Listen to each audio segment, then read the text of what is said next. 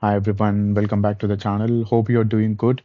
So in today's video, we'll try to understand what data engineering actually means and what does data engineers do and why it is like really important. And even nowadays, if you ask like 10 people, probably like three or four of them will be data engineers or data analysts or data scientists.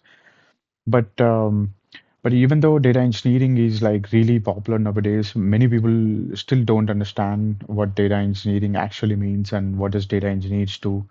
Because even in my family circle or friend circle or relative circle, um, whenever they ask me like what I do, and when I say data engineer or data architect, they don't really understand what data engineer or data architect do. They understand what architect in the construction engineering do, or they understand, for example, what civil engineer do, or electrical engineer do, or mechanical engineer do, but they don't understand what data engineer does. So, so let's try to understand that.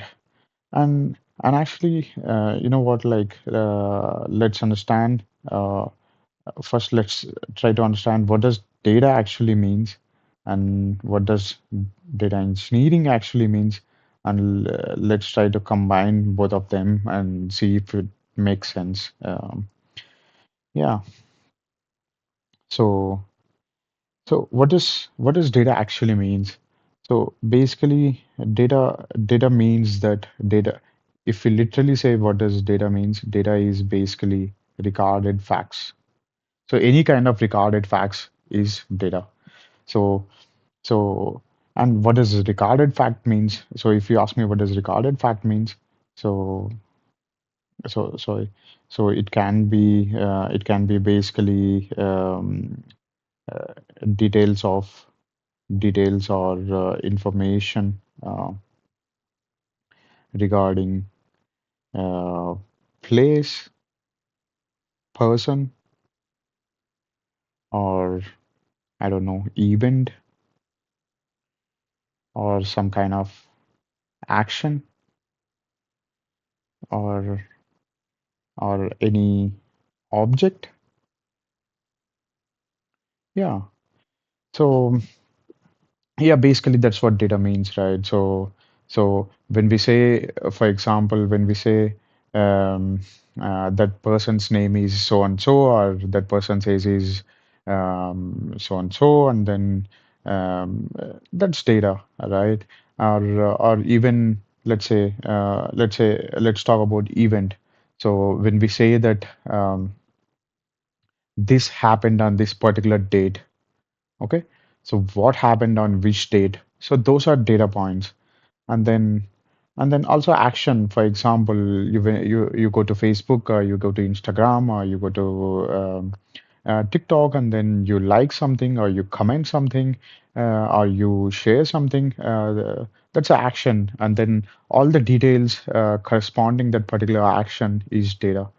So, for example, what do I, you might get the doubt, like, what do I mean by all the details corresponding the action? For example, for every action, there will be someone performing the action, they will be doing something. For example, if I am liking something, some post, then there will be details about the post, and there will be details about me, and there will be the action, what I'm performing. So these are all basically data points. So yeah, that's all basically data. So data is so if we have to define data, data is actually just recorded facts. And what does recorded fact means? It's just details or information regarding place, person, event, or action, and even an object, or basically etc. It can be more as well. And so that's basically data. And let's understand what does engineering actually means. So, so yeah, I understand that engineering has so many definitions, and we can get into this debate, and then it will never end. But from my perspective, if I have to define engineering, so it just means that engineering actually means it's the application of basically science or scientific principles. Okay, it's the application of science or scientific principles or concepts. Okay, to solve uh, real world problems. This is important, guys. Okay.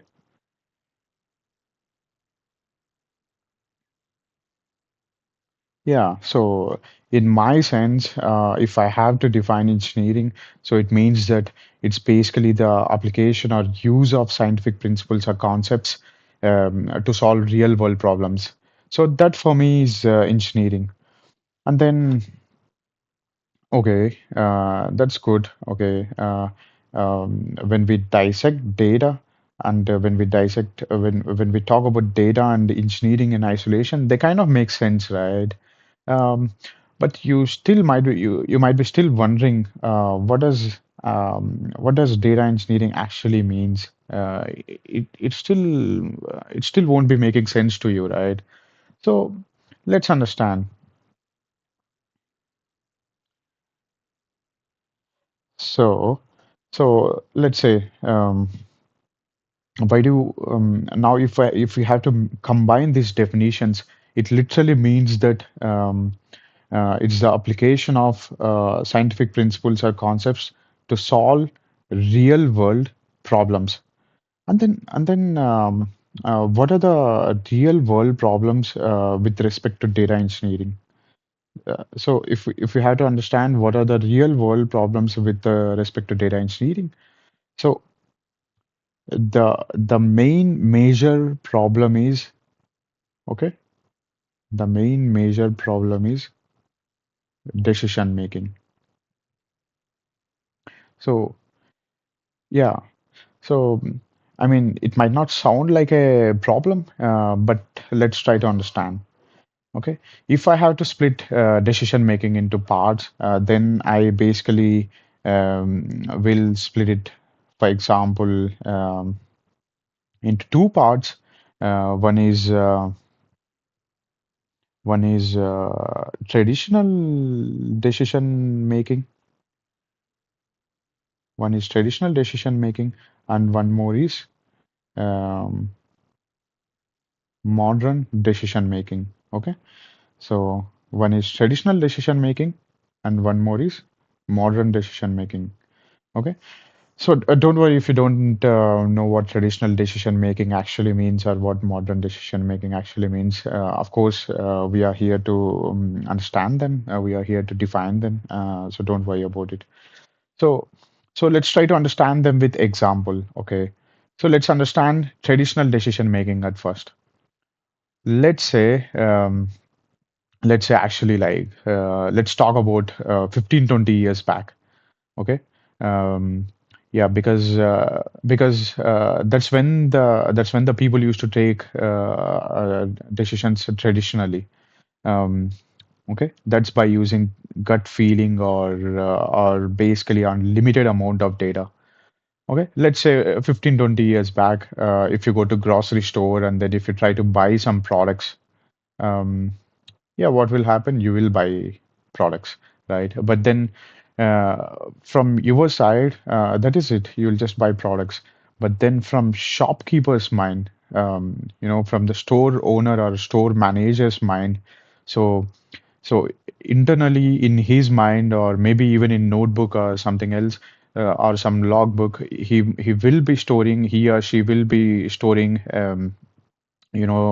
details about details or their analysis about people and then what kind of products they are buying. And then, for example, let's say that is a grocery store where they sell like chocolates or some kind of everyday medicines or vitamins or tablets, and also maybe some all different kinds of stuff like books, and then groceries and everything. Um, Shopkeeper might have observed that kids will be buying some kind of chocolates or candy, and then some kind of adults will be buying, some groceries or vegetables or just some stuff to use at home. And and then some old people or someone else might be buying some kind of vitamins or some walking stick or something.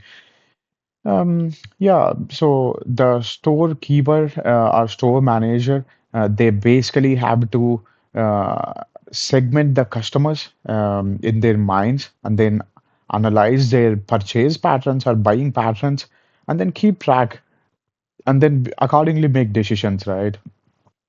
For example, during Christmas season, if they have observed that some particular kind of chocolates are getting sold out, or maybe during rainy season, some umbrellas are getting sold out, then they basically observe that they will keep the details in mind, and then whenever the next time the same kind of situation is going to come, or whenever next time they're going to be in the same situation, accordingly they will take decision based on, okay, based on limited amount of data, okay, or sometimes based on just gut feeling, okay.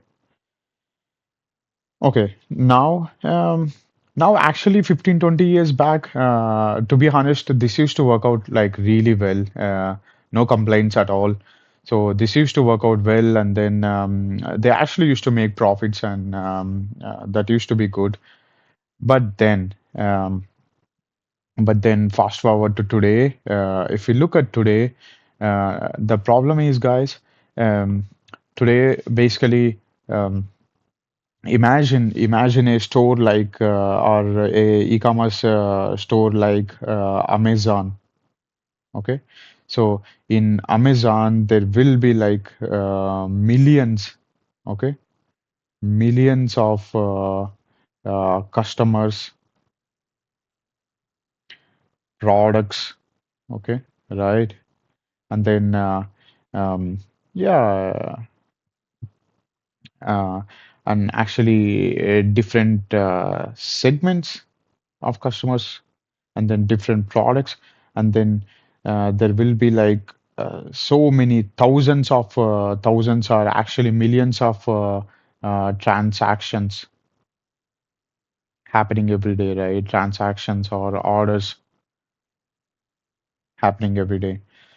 So, but then, do you think, in this case, do you think actually the notebooks or just keeping it in memory will be possible? Absolutely no, right? So it's actually not at all possible to keep all these things in mind or just in logbook. It's physically impossible, right? But then where do you store it? You have to store the data into some basically some databases, right? So, and yeah, you have to store all the data into databases, like how they used to store in their notebooks or logbooks or in their minds 15, 20 years back. Nowadays, since the scale of that data is erupted, now whatever you do online, it's basically data, right? So you kind of have to store that data into some place, and that can be it can be some database or actually, you know what? I don't want to even call a database at this point. To some storage system, basically. So you have to store it in some kind of storage system, right? Um, and then, yeah, when we say storage system, there can be many things like it can be database or data warehouse or lake house, or it can be blob storage or DynamoDB or whatever if you get into technicals. But let's not worry about that. But then we have to store it in some kind of database or storage system, right? Yeah. So yeah, so it sounds simple. So now actually data can be stored in a database, but then yeah, it sounds simple, and then it can be queried or easily, and then it can be analyzed easily, and You might be thinking, right, it can be queried or analyzed easily, and then, of course, based on the analysis, one can make a decision easily. Um, yeah, that's true. One can make a decision easily, but then, but then the analysis part, it's actually not that simple or pretty straightforward. So, so if you want to basically analyze this data, so so it should be basically clean. And will it be clean? No, not really, because because so whenever you want to store data, so even though it's just Amazon's data, for example, it will be probably coming from multiple places, or it can be coming from databases, or it can be coming from APIs, or it can be coming from files, or it can be basically coming from many places or many different kinds of sources.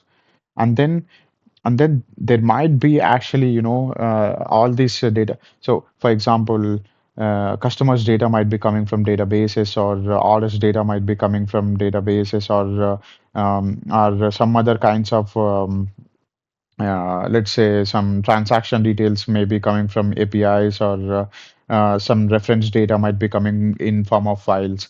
Okay. And then they might be in different formats. They might be in different formats, and then data consistency can be different, right? For example, in one place, let's talk about, like, let's say there is details about a person. So let's say, and then when we talk about the details about a person, there will be gender to a person, right? Hopefully. Um, and in, let's say, in data source one, it will be in EM. Here it will be in male, or here they might choose to keep only the first two letters, or they might choose to keep here in bits. Uh, so how do you differentiate this? So um, I mean, you can differentiate, but differentiating is not the actual problem. Like, you need to make it consistent, right? You need to kind of make it consistent, and then there might be a lot of data in these systems which you can't trust. So you kind of need to, and then you might also need to exclude some data sometimes. You might need to calculate something. So you might need to do a lot of different operations, right? And then, if you want to do some kind of analysis as well, you basically need to connect to source one, you need to connect to source two, or you need to connect to source three, or you need to connect to source four as well. So you need to connect to all these sources, and then you need to transform this data, and then maybe transformation can be, it can be standardizing, cleaning, or applying some business rules. It can be anything.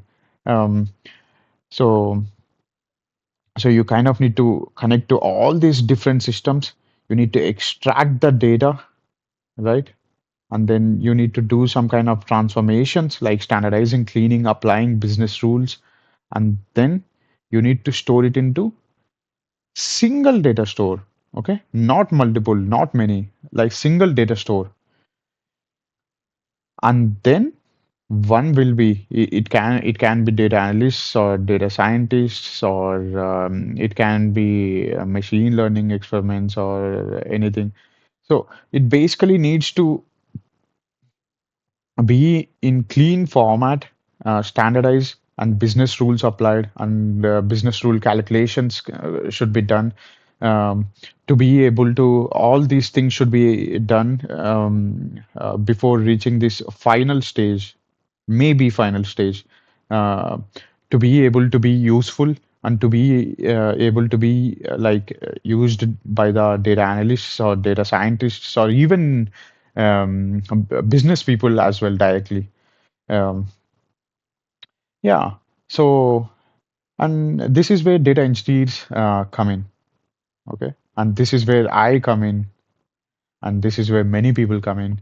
Okay, so, so all this part, it's actually it might sound simple. Okay, what is this? Okay, yeah, there's just data in many places. Okay, we just need to fetch it, put it into one place. But then there's lot goes there. Data might be in different standards, or it might be in different formats. And then you might need to apply or calculate some things, and then they might be coming in different frequencies. So you need to kind of orchestrate them properly, and then build something, or build some kind of processes that people call pipelines, to be able to like make the data useful, right? So yeah, that's what data engineers does, and that's what data engineering is actually mainly about. So now, if I have to define data engineering properly, so uh, data engineering is um, basically it's basically the process of building systems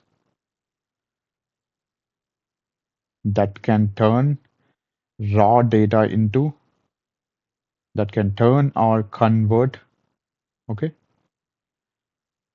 raw data into useful data, okay, and yeah, so for me, this is what data engineering is all about. And then if you are still wondering useful data, what does it mean? Like useful to whom? So useful to basically business people, or companies. Yeah, basically to make better decisions, right? Sorry, guys.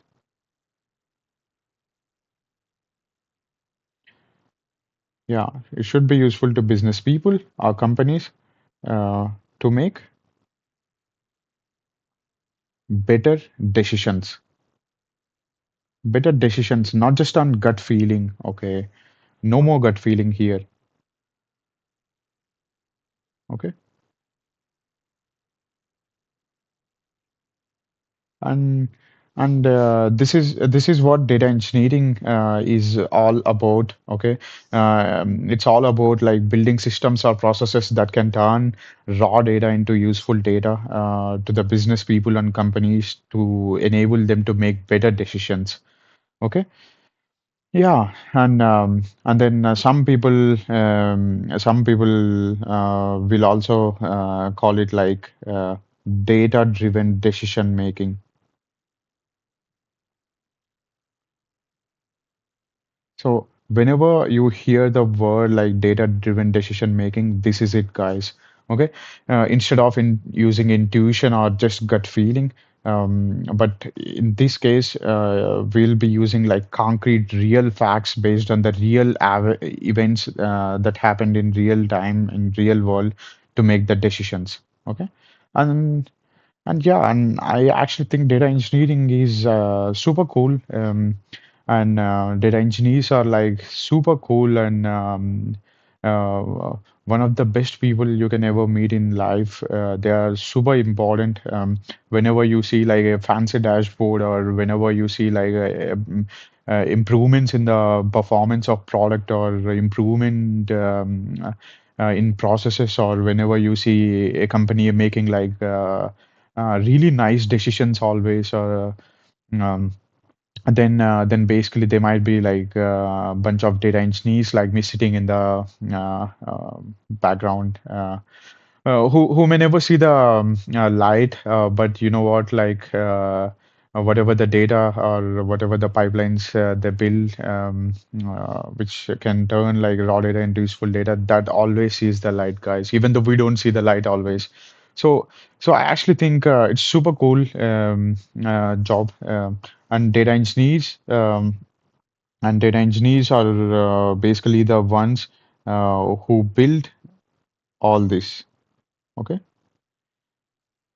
So, so data engineering is basically the process of building systems that can turn or convert raw data into useful data. And who will build that? Data engineers are the ones who will build that. Okay. And you might think like, okay, this sounds like a textbook definition, but like, what is data engineering mean for you? Like, what if you have to define data engineering in your own words? How do you define it? Okay, in my own words, if I have to define data engineering, it's basically for me, um, it is actually the art of, it is actually the art of turning data into decisions.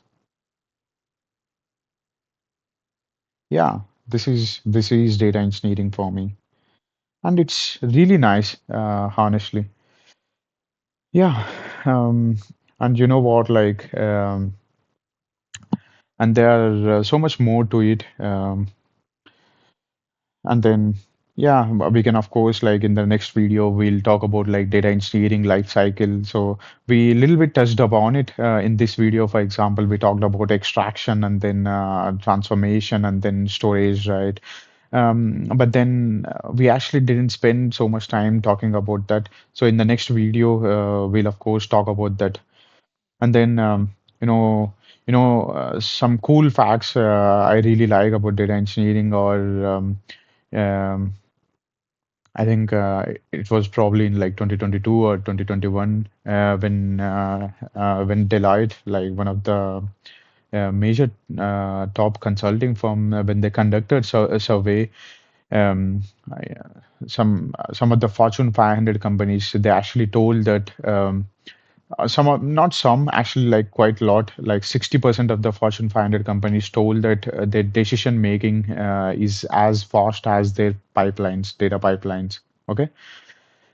Yeah, and that's pretty cool. That's really cool to hear that, because as a data engineer, that keeps me like really motivated to always provide like good data to the people who are in a position to make decisions, right? And then of course, um, I think as per my knowledge, or as per my liking, actually like Netflix has like one of the most advanced data systems or data engineering systems in the world. Because like whenever you go into Netflix, and then whenever you watch a show, or whenever you watch some movie or something, or whenever you pause something, whenever you skip something, basically everything will be recorded, and then they kind of use that data to recommend you basically whatever you like, and then whatever you want to watch. So that's really nice. If we have to keep on talking, I think it will never end. I think data engineering is really cool. So yeah, so if you are trying to get into data engineering, or if you don't know what data engineering was meant, so hopefully now you will be able to understand, or you might be able to understand at this point, like now what data engineering actually means and what data engineers actually do, right? Yeah, so that's it for today. So that's it for this video, and I'll probably come back to you with the next video, and hopefully, I think probably it will be about like data engineering life cycle, where we'll be talking about data extraction, transformation, and then actually, yeah, like analysis, and then storing it into some places. Yeah, we'll talk about all those concepts. And if you are wondering, is data engineering actually real? Is not real. It is real. Is data engineering actually like new kid on the block? If you are wondering that, it's actually not new. It's been called with so many names in the past. Some people actually used to call it data warehousing. Okay. And some people actually used to call it ETL, and some people used to call it database administration. yeah, or SQL development or whatever. With people used to call it with so many names over time, guys. Okay. Um, Now it can be called, now it is being called as data engineering. So, but yeah, yeah, it's being called with so many names. That's fine, but the core idea is was always about like building processes or systems that basically can take the raw data in and then turn it into the useful data for the business people or companies to be able to make better decisions. So yeah, that's it for today, and we'll come back again with the new video about like data engineering life cycle. Thank you so much.